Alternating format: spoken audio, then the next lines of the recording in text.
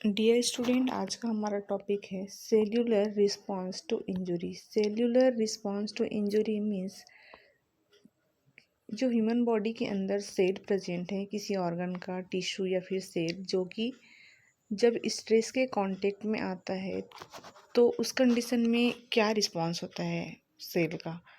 तो हम लोग देख लेते हैं बच्चों, changes following exposure to stress. जब सेल जो होता है वो किसी स्ट्रेस के कांटेक्ट में आता है तो उस समय में उनका क्या क्या रिस्पॉन्स होता है। देखिए, फर्स्ट यहाँ पे दिया हुआ है हमारा एक नॉर्मल सेल। ये क्या है? नॉर्मल सेल है। ये नॉर्मल सेल जब स्ट्रेस के कांटेक्ट में आता है, स्ट्रेस स्ट्रेस मीन्स किसी प्रकार का स्ट्रेस हो सकता है, केमिकल एजेंट के कांटेक्ट में आता है, या फिर हॉट या फिर कोल्ड इन्वायरमेंट में आता है। बहुत सारे अलग अलग टाइप्स हैं स्ट्रेस के, आगे हम लोग डिस्कस करेंगे उस मैटर पे। तो जब ये स्ट्रेस के कांटेक्ट में आता है तो क्या होता है, सेल जो होता है वो ट्राई करता है अपना नॉर्मल फंक्शन करने का एडॉप्टेशन के थ्रू। उस स्ट्रेस को अडॉप्ट करना चाहता है और अडॉप्ट करके ये क्या करना चाहता है, नॉर्मल सेल जो है अपना फंक्शन को कंटिन्यू करना चाहता है, अपने आप में कुछ चेंजेस लाता है अडॉप्टेशन के लिए और अडॉप्ट करके अपने फंक्शन को कंटिन्यू करना चाहता है। जब ये सेल जो है नॉर्मल सेल स्ट्रेस के प्रेजेंस में एडॉप्टेशन नहीं कर पाता, इनेबिलिटी टू एडॉप्ट, उस स्ट्रेस को एडॉप्ट नहीं कर पाता, यहाँ पे इनेबिलिटी टू एडॉप्ट होता है, तो उस कंडीशन में होता है बच्चों सेल इंजुरी। सेल जो होता है क्या हो जाता है, इंजर्ड हो जाता है। कौन सी कंडीशन में? एडॉप्टेशन नहीं कर पाने की स्थिति में, स्ट्रेस के प्रेजेंस में एडॉप्टेशन अगर नहीं कर पा रहा है, एडॉप्टेशन करने की कोशिश करता है वो और अपना फंक्शन को कंटिन्यू करने की कोशिश करता है, बट अगर ये एडॉप्टेशन का प्रोसेस नहीं हो पाता है उस सेल से, इनेबिलिटी टू एडॉप्ट, तो उस कंडीशन में क्या होता है, सेल इंजुरी होता है। सेल इंजुरी मीन्स सेल जो है वो इंजर्ड हो जाता है। ठीक है, सेल इंजर्ड जब होता है बच्चों तो वो किस किस टाइप से इंजर्ड होता है। सेल इंजरी जब होती है तो कौन कौन से टाइप्स होते हैं उसके। देखिए, सेल जो होता है वो जब इंजर्ड होता है एडॉप्टेशन नहीं कर पाने की स्थिति में, तो टू टाइप से उसका जो क्या बोलना चाहिए, इंजरी होता है सेल का। फर्स्ट टाइप में हम लोग देख लेते हैं reversible cell injury, and second type है हमारा इरिवर्सिबल। सेकेंड टाइप है हमारा इरिवर्सिबल सेल इंजुरी। ये ठीक है, फर्स्ट टाइप में क्या बोले हमने, रिवर्सिबल सेल इंजुरी, और second type irreversible cell injury. नाम से स्पष्ट हो रहा है कि ये किस टाइप का होगा। रिवर्सिबल मीन्स क्या होगा, रिवर्सिबल मीन्स वो नॉर्मल सेल वापस से बन सकता है या फिर रिवर्स हो सकता है अपने नॉर्मल स्ट्रक्चर, नॉर्मल फंक्शन में।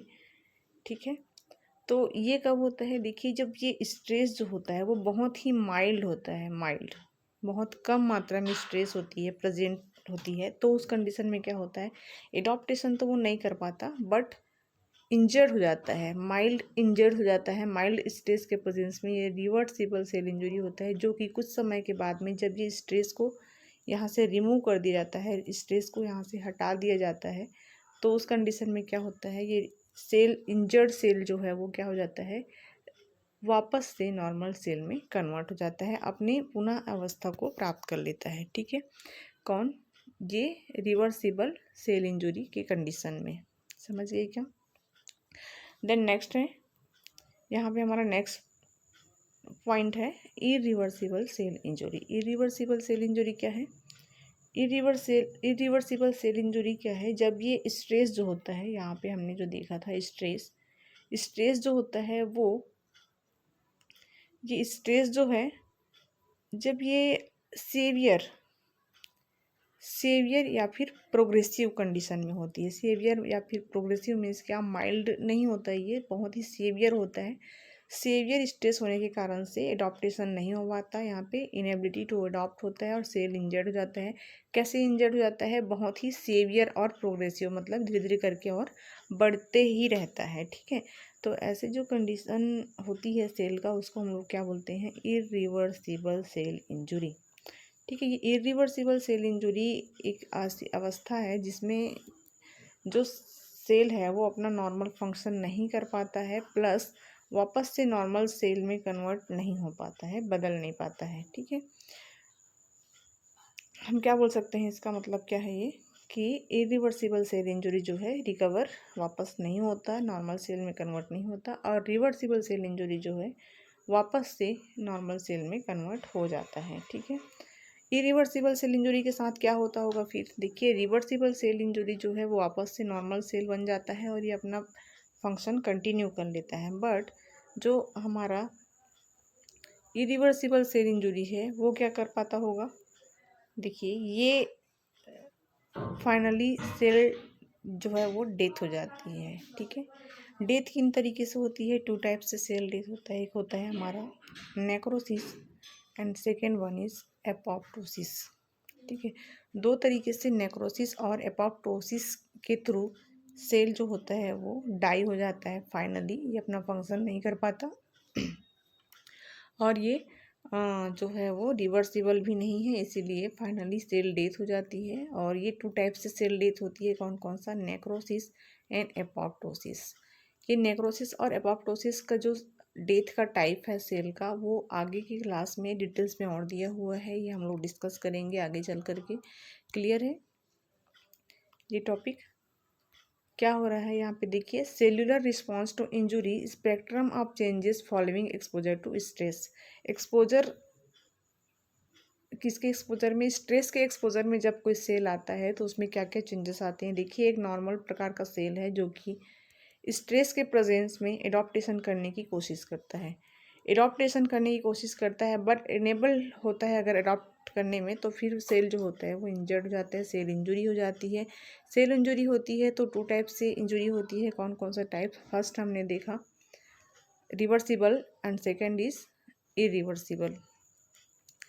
रिवर्सिबल सेल इंजुरी क्या होता है, रिवर्सिबल सेल इंजुरी जो होती है वो माइल्ड इंजुरी होती है, जो कि कुछ समय के बाद में जब स्ट्रेस को यहाँ से रिमूव कर दिया जाएगा तो ये नॉर्मल सेल में अपना कन्वर्ट हो जाएगा, अपना फंक्शन जो है वो प्रॉपर करने लगेगा। लेकिन जो इरिवर्सिबल सेल इंजुरी होती है उसमें क्या होता है, देखिए ये जो होता है वो सेवियर और प्रोग्रेसिव इंजुरी होती है, जो कि इरिवर्सिबल सेल इंजुरी है। सेवियर और प्रोग्रेसिव होने के साथ साथ क्या होता है, यहाँ पे सेल जो होता है अपना फंक्शन नहीं कर पाता है, ना ही ये रिवर्स अपना अपना पुनः जो अवस्था थी उसको प्राप्त कर पाता है। तो ये फाइनली जो सेल होता है वो डेथ हो जाता है, इसकी सेल डेथ हो जाती है। 2 टाइप से सेल डेथ होती है यहाँ पे, एक होता है नेक्रोसिस, एक होता है एपोप्टोसिस। इन दोनों के बारे में हम लोग डिटेल्स में नेक्स्ट जो क्लास होगी नेक्रोसिस और एपोप्टोसिस का, उसमें डिस्कस करेंगे। ओके बच्चों, ये हो गया हमारा सेल्यूलर रिस्पॉन्स। अगर कोई स्ट्रेस प्रेजेंट है सेल टिश्यू और ऑर्गन में, तो वहाँ पे सेल का जो है वो किस प्रकार का रिस्पॉन्स रहेगा स्ट्रेस के अगेंस्ट, वो यहाँ पे डिस्कस किया गया। आगे हम लोग नेक्स्ट क्लास में ये जो इरिवर्सिबल सेल इंजुरी है और ये हमारा रिवर्सिबल सेल इंजुरी है उसको और डिटेल्स में अभी कंटिन्यू स्टडी करेंगे। ठीक है।